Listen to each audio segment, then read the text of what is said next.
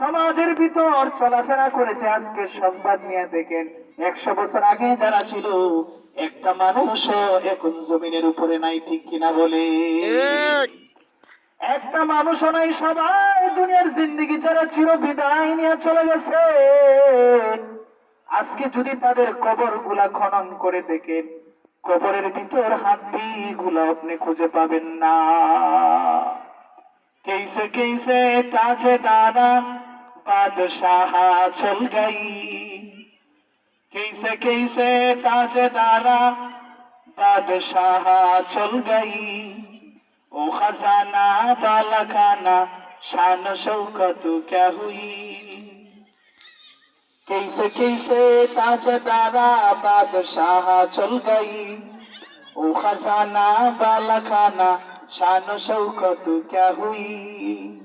কত কত রাজা বাদশারা, কত কত ধন ভান্ডারওয়ালা, রাজ সিংহাসনওয়ালা রাজা বাদশারা, কত কত সম্পদওয়ালা ব্যক্তিরা, যাদের অ্যাকাউন্টের ভিতর কি পরিমাণ টাকার ধন ভান্ডার ছিল তাদের নিজেদেরও জানা ছিল না। আজকে ওই সমস্ত হস্তির মতো মানুষগুলা, ওই সমস্ত সম্পদওয়ালা মানুষগুলা, ওই সমস্ত টাকাওয়ালা মানুষগুলা আজকে মাটির পোকা মাকড়ের খাবারে আজকে পরিণত হয়েছে, ঠিক কিনা বলে?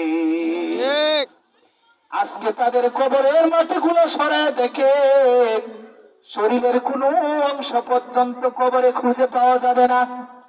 সবাই তাদের ধনভাণ্ডার আর প্রাসাদ গুলা দুনিয়ার জিন্দেগিতে রাইখা বিদায় নিয়ে চলে গেছে। এই জন্য কবি বলেন সব কিছু নিঃশেষ হয়ে গিয়েছে, একটা টাকা একটা পয়সা পর্যন্ত দুনিয়ার জিন্দেগিতে নিয়ে যাইতে পারে নাই।